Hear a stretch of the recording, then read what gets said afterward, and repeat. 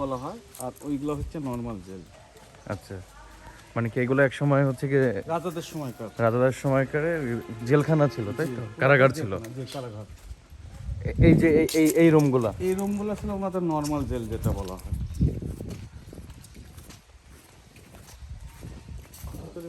দেখার মতন কিছু নয়, সবই মানে এগুলো এখন কি একবারে খারাপ অবস্থা? না, খারাপ না এগুলো আসলে প্রত্যন্ত তদন্ত তো এখনো এটা এটা তাদের আন্ডারে আছে এখন? হ্যাঁ, আন্ডারে একটা মামলা চলতেছে শুনলাম। মামলা চলতেছে ওই পাশের বিল্ডিংটা নিয়ে। আচ্ছা, এখন কি এগুলো কি রিস্ক? না, রিস্ক বলতে গেলে কি আসলে এটা এখনো ব্যবহার মানে দরজা লাগানো হয়নি তো। এটা পুরোটা এই যে জেলখানার ভিতরে, আর ও এই আচ্ছা, সামনেরটা গাছগুলো কি নতুন লাগানো হয়েছে, তাই যে তো? এটা নতুন লাগানো, এটা বাগান তৈরি করা হচ্ছে। সূর্যমুখী ফুল। জি।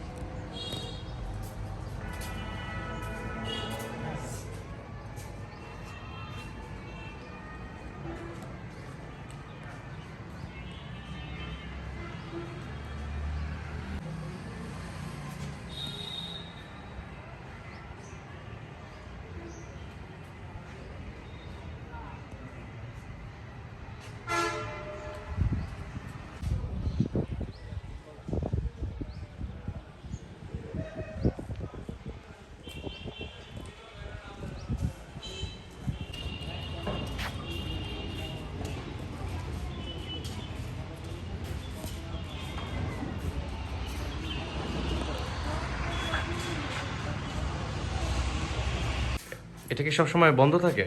না, এটা খোলা থাকে। এই মন্দিরটা রাজার আমল থেকে এখনো পূজাটা চালু আছে। আচ্ছা, আর এটা হলো বড় গোবিন্দ মন্দির বলা হয়, এবং দিনাজপুর কান্তজি মন্দিরের আদলে কান্তজি হচ্ছে তিনতলার অবরত্ন, আর এটা হলো দোতলা পঞ্চরত্ন। আচ্ছা। এখানে কি এখনো পূজা অর্চনা হয়? জি। এই যে এটা লক্ষ্মী, আর এই মাঝখানে হচ্ছে রাধা এবং কৃষ্ণ। আর বাকি যে ঘরগুলো দেখতেছেন ভাঙাচোরা, ওগুলো হচ্ছে ওনাদের ধর্মশালা। আচ্ছা, নিচেরটা যুদ্ধের সাজোয়া বাহিনী। এবং এই যে মন্দিরটা দেখছেন, এই মন্দিরটা আপনার একই আদলের এই রকমই। সেইটা হচ্ছে আর একটা মন্দির আছে, দিনাজপুরের কান্তজি মন্দির। দিনাজপুরের কান্তজি মন্দির, এই মন্দিরটা একই আদলের, তবে ওই মন্দিরটা এই মন্দিরটার চাইতো আয়তন হাইটে ওইটা আরও বড়, আর এইটা ছোট।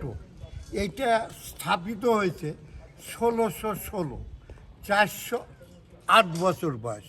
আর এই মন্দিরটা স্থাপিত করেছে, ওনার নাম হচ্ছে প্রেম নারায়ণ রায়। এইটা হচ্ছে রাজশাহী ডিস্ট্রিক্ট। রাজশাহী সাহেববাজার নাম আছে। সাহেববাজারের পর যে সোনাদিঘির মোড় আছে, সোনাদিঘির মোড়ে দক্ষিণ একটা কলেজ আছে। সেই কলেজের পাশে ছাত্রাবাসটা আমাদের এই পুঠিয়ার মহারানী হেমন্ত কুমারী ওই ছাত্রাবাসটা তৈরি করে দেন। এজন্যে ওনার নাম লেখা আছে রানী হেমন্ত কুমারী ছাত্রাবাস। এবং রাজশাহী প্রপার শহরে যত প্রাচীন পানি খাওয়ার ঢোক কল, এটাও আমাদের এই রানী হেমন্ত কুমারী তৈরি করে দেন। এবং আমাদের দুর্গা পূজা উৎসব এটা সবচাইতে বড়। এটা কিন্তু কলকাতার লোকও জানে। এই বাংলায় এই দুর্গা পূজাটা সর্বপ্রথম এই বাংলায় কে করে এবং যমুনারে পারে। এই জায়গাটার নাম পুঠিয়া। পুঠিয়া থেকে 18 কিলোমিটার উত্তরে তাহেরপুর বলে একটা জায়গা আছে। উনি কিন্তু রাজা ছিলেন, ওনার নাম কংস নারায়ণ রাজা। এই কংস নারায়ণ রাজা সর্বপ্রথম দুর্গা পূজাটা উনি করেন। এই জন্যে 19 সালে তাহেরপুরের এমপি সাহেব, ওনার নাম এনামুল হক সাহেব, ইন্ডিয়া কলকাতা থেকে ব্রঞ্চেরপুর দুর্গা কিনে নিয়ে এসে রাজা কংস নারায়ণের নামে ঘর দরজা করে স্থাপিত করে দেয়। আপনি এখানে আমি কতদিন এখানে থেকে 40 আছেন? বছর হলো আছি। 40 বছর থেকে আছেন। হ্যাঁ, আপনার নাম কি? আমার নাম কার্তিক চন্দ্র ঘোষ। আচ্ছা, ওই যে রান্না করতে দেখছি উনি। হ্যাঁ, ওনারা এখানে মন্দিরে ভোগ রাগ হবে, রান্না বাড়ি হবে। আচ্ছা,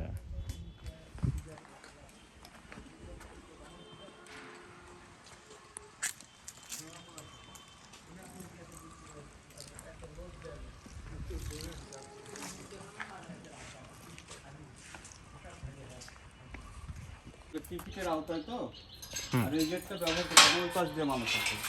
আচ্ছা।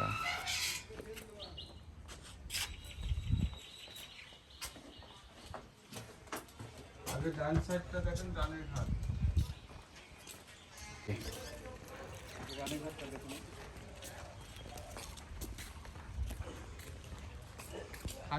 রানীঘাট বলতে এখানে রানী গোসল করতো আর সাথে ওই যে দাসীদের নিয়ে আসতো এরকম।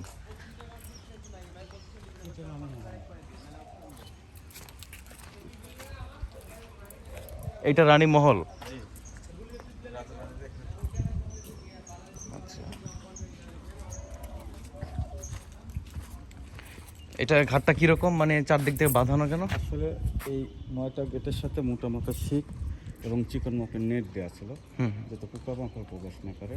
আর এই যে পানির মধ্যে যে পিলার, এই পিলার এবং এই সামনে আর একটা পিলার ছিল, পিলারের সাথে একটা সেট দেওয়া ছিল।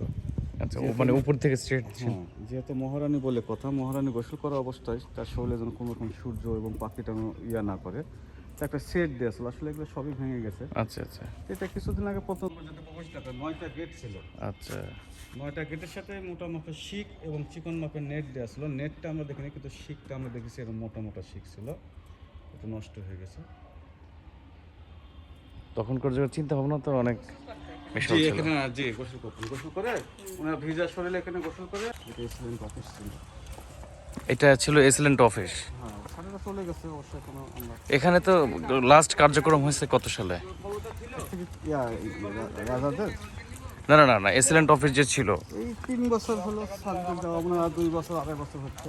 আচ্ছা, ওনাদের নিজস্ব বিল্ডিং হয়ে গেছে, এখন ওই বিল্ডিংয়ে চলে গেছে।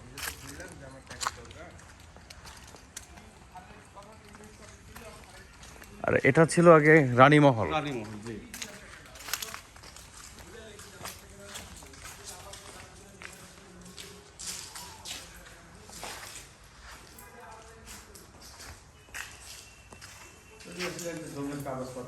মানে এটার পূর্বের নাম ছিল লস্কর পরগনা। জি, লস্কর পরগনা।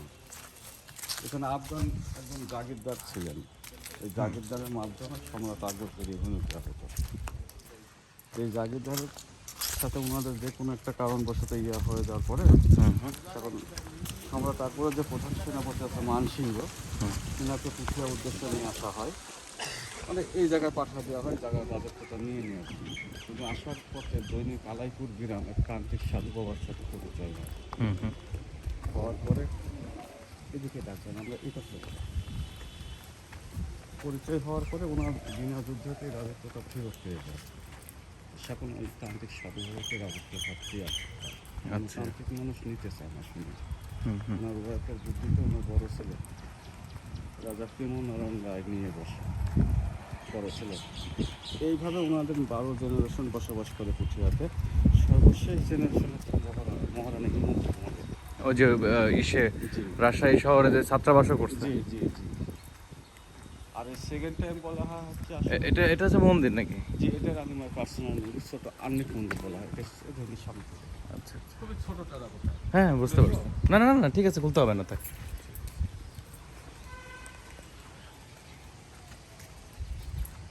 আর এই জায়গাগুলো হচ্ছে কি বৈঠকখানা? এটা পুরাটাই রানী মহল, এটা পুরাটাই অন্তর্মহল চাই। ফার্স্ট টাইম রানী মহলে শুধু 2টা রুম ভালো আছে, যে 2টা, আচ্ছা, তাও ভেঙে চুরে শেষ। এটা 1886 সালে ভূমিকম্পে যখন নষ্ট হয়ে যায়, তখন সেকেন্ড টাইম মহারানী হিমন্ত কুমারের উপরে সে রানী মহল রিপ্লেস করেন।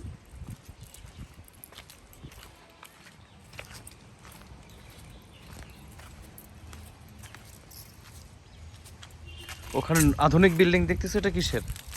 এটা হচ্ছে যে টয়লেট আছে, আর হচ্ছে আনসার ক্যাম্প, মানে আনসার। ও আচ্ছা, আর এইগুলা কি ছিল? এগুলা কি ওই এটা সেই সময়টা গ্রুপ টয়লেট ছিল। আচ্ছা,